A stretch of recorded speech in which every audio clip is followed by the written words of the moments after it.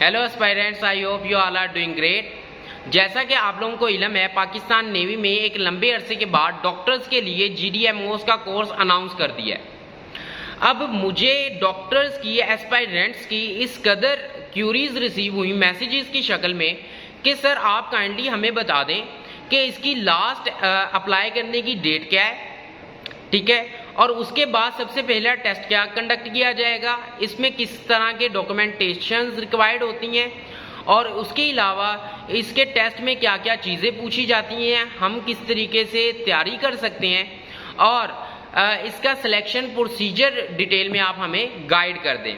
तो इंशाल्लाह ताला इस वीडियो में आपको मैं मुकम्मल सिलेक्शन प्रोसीजर गाइड करूंगा, और आपके जहन में जितनी भी तरह की क्यूरीज होंगी, अगर आप इस वीडियो को लास्ट तक देखेंगे तो आपके वो तमाम क्यूरीज का आंसर आपको मिल जाएगा। सबसे पहले बात करते हैं कि इसमें अप्लाई कैसे किया जाए। तो इसकी जोन सी अप्लाई करने की डेट स्टार्ट हुई थी वो 10 मई थी, और लास्ट डेट जो है 14 मई है, ठीक है। 14 मई तक आप इसमें अप्लाई कर सकते हैं। तो अप्लाई करने के बाद आपको विद इन 72 आवर्स के अंदर अंदर आपकी रोल नंबर स्लिप अलॉट कर दी जाती है, ठीक है, और आपका सिलेक्शन सेंटर भी बता दिया जाता है।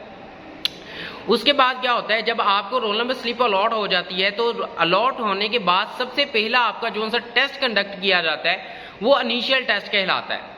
अब इनिशियल टेस्ट के जो से होते हैं 3 स्टेजेस होती हैं। सबसे पहला स्टेज होता है इंटेलिजेंस टेस्ट। इंटेलिजेंस टेस्ट के आगे फर्दर 2 मजीद स्टेजेस होते हैं, वर्बल एंड नॉन वर्बल। अब वर्बल जो होता है, वर्बल में आपसे स्टेटमेंट लाइक क्वेश्चंस पूछे जाते हैं, स्टेटमेंट की तरह क्वेश्चंस पूछे जाएंगे। फॉर एग्जांपल एक आपको नॉर्मल सा हिंट दे देता हूं समझने के लिए। जैसे मैं कहता हूं 1 3 5 7, इसके बाद क्या आएगा।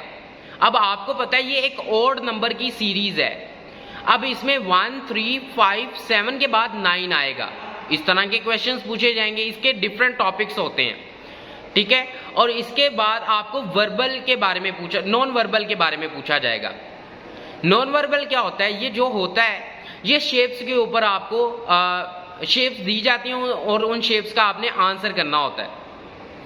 अब शेप्स कैसी होंगी, फॉर एग्जाम्पल आपको एक सर्कल दिया जाएगा, फिर एक ट्रायंगल दिया जाएगा, फिर एक रेक्टेंगल दिया जाएगा, फिर आपसे पूछा जाएगा इसके बाद कौन सी इमेज आएगी इधर, ठीक है, कौन सी पिक्चर आएगी इधर। या आपको एक एरो ईस्ट की तरफ दिया हुआ है, फिर एक एरो वेस्ट की तरफ दिया हुआ है, और एक एरो नॉर्थ की तरफ दिया हुआ है, तो फोर्थ वन एरो किसकी तरफ आएगा, साउथ की तरफ आ जाएगा। इस तरह के आपको शेप्स दी जाएंगी, आपने उन शेप्स को एनालिसिस करना है और अपना आंसर देना है। इसमें एनालॉजी भी आ जाती है, इसमें रोटेशंस भी आ जाती हैं, क्लॉकवाइज रोटेशंस आ जाती हैं, एंटी क्लॉकवाइज, एंड फर्दर बहुत तरह के इसमें टॉपिक्स होते हैं। उसके बाद आ जाता है जी आपका एकेडमिक पोर्शन, दूसरा स्टेज। इनिशियल के बाद इनिशियल के 2 स्टेजेस होते हैं, verbal and non verbal. Non verbal और वर्बल क्लियर हो जाए तो आपका इनिशियल स्टेज कंप्लीट हो जाता है। उसके बाद आपके पास आ जाता है एकेडमिक पोर्शन। एकेडमिक पोर्शन में आपसे जो सा है आपकी डिग्री के रिलेटेड क्वेश्चंस पूछे जाते हैं, जो आपने MBBS में सब्जेक्ट्स पढ़े हुए हैं। अब इसमें मैं कैंडिडेट्स को 2 तरह के ओपिनियंस देता हूं। सबसे पहला ओपिनियन देता हूं कि अगर आप लोगों ने अपनी हाउस जॉब जो सी है बहुत ही अच्छे तरीके से परफॉर्म की है, ठीक है, जो उसको करने का हक था, आपने बड़े बेहतरीन अंदाज में उसे किया है, तो आप कभी भी एकेडमिक में फेल नहीं हो सकते। अगर आपने अपनी हाउस जॉब को अच्छे तरीके से परफॉर्म नहीं किया, या आपने अपनी हाउस जॉब नहीं की हुई, तो आप लोग क्या करें, आपके MBBS में जितने भी सब्जेक्ट्स होते हैं उनको एक दफ़ा गो थ्रू कर लें, जिसमें जोन सी है विटामिन्स के बारे में पूछा जा सकता है, मेडिसिन के बारे में पूछा जा सकता है, ठीक है, सर्जरी के बारे में पूछा जा सकता है, PNT के बारे में पूछा जा सकता है, आई के बारे में पूछा जा सकता है, और फर्दर बहुत सारी चीज़ें। हार्ट स्टडी के बारे में आप थोड़ा सा पढ़ लें। अब इसको डिटेल में पढ़ने की ज़रूरत नहीं है, आप बेसिक चीज़ें जो मोस्ट इंपॉर्टेंट चीज़ें होती हैं उनको स्टडी करें। जिसमें फॉर एग्जांपल आपको मिसाल के तौर पे एक मैं हिंट दे देता हूं कि एक पेशेंट आए हैं आपके पास और उनको बैक पेन है, ठीक है, उस बैक पेन की क्या वजह हो सकती है, ठीक है, ये पूछा जा सकता है। और उसमें उसके लिए आप उसको क्या मेडिसिन प्रेस्क्राइब करेंगे वो पूछा जा सकता है। इस तरह के क्वेश्चंस आपसे पूछे जाएंगे। हार्ट रिलेटेड बहुत सारे क्वेश्चंस पूछे जाते हैं, सर्जरी के रिलेटेड बहुत सारे क्वेश्चंस पूछे जाते हैं, विटामिन्स के रिलेटेड बहुत सारे क्वेश्चंस पूछे जाते हैं, ठीक है। और इसके अलावा अगर आपने जो सी अपनी हाउस जॉब की रोटेशंस हैं वो बहुत अच्छे तरीके से की हैं और ज़्यादा की हैं, तो उसके वो भी आपको हेल्प आउट करता है इसको क्लियर करने में।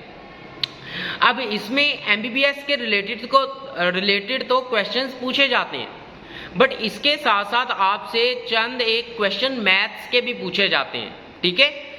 होप सो के 5 पूछ लिए जाएं, 6 पूछ लिए जाएं, 7 पूछ लिए जाएं, डिपेंड्स होगा।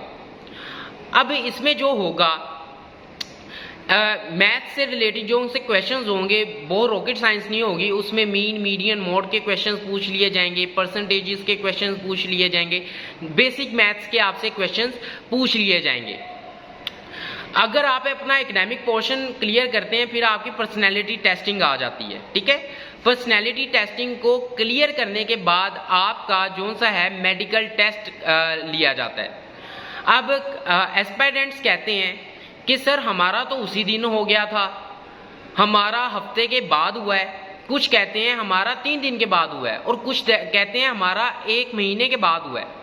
अब आप लोगों के लिए ये चीज़ समझना बहुत ज़रूरी है कि ये जो सा जिन कैंडिडेट्स का ऑन द डेट हो जाता है, ऑन द स्पॉट हो जाता है इनिशियल टेस्ट वाले दिन ही, उनकी क्या कंडीशंस होती हैं, जिनका 1 हफ्ते के बाद होता है उनकी क्या कंडीशंस होती हैं।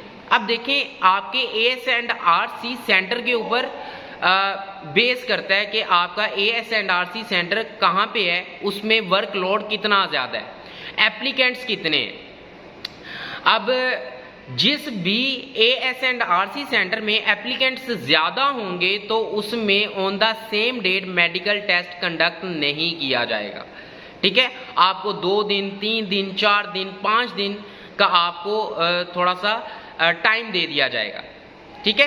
अगर जिस भी AS&RC सेंटर में वर्कलोड बहुत कम हुआ एप्लीकेंट्स का, तो उनका इनिशियल टेस्ट के फौरन बाद जो है आपका मेडिकल टेस्ट कंडक्ट कर लिया जाएगा। मेल्स के लिए मेल ऑफिसर्स होंगे, फीमेल्स के लिए फीमेल ऑफिसर्स होंगी।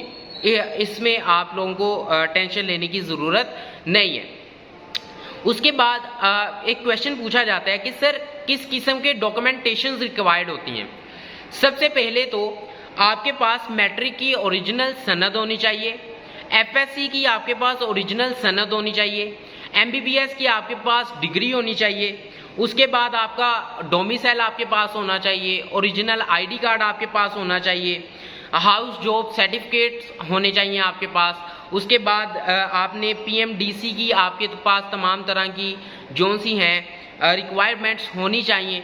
उसके बाद जो सा है टेस्टिंग रोटेशंस जो हाउस जॉब में आपने की हुई हैं वो आपके पास मुकम्मल होनी चाहिए, ठीक है। ये तमाम तरह के जो से हैं आपके पास डॉक्यूमेंटेशंस होने चाहिए ओरिजिनल की शक्ल में। आप इनकी 2-2, 3-3 फोटोकॉपीज भी करवा लीजिएगा।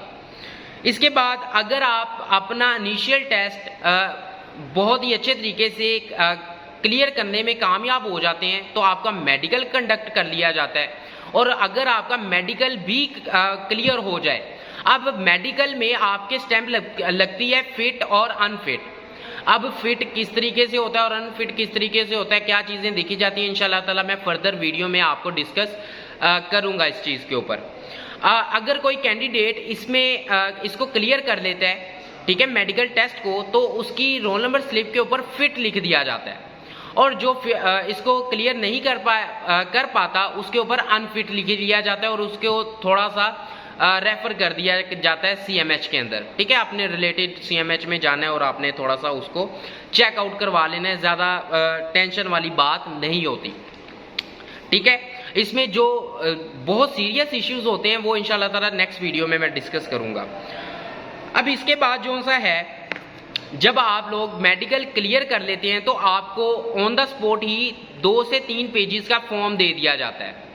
वो इंटरव्यू का फॉर्म होता है।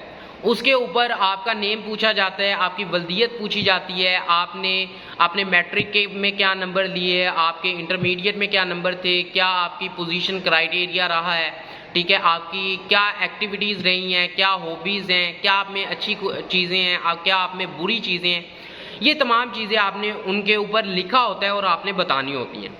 और ये जो जब आप फिल करते हैं, फिल करने के बाद आपने सेंटर के अंदर ही इसे सबमिट करवा देना होता है। फिर आपको इंटरव्यू के लिए टाइम दे दिया जाता है, जिसे इनिशियल इंटरव्यू कहते हैं सॉरी, इनिशियल इंटरव्यू कहते हैं जिसे।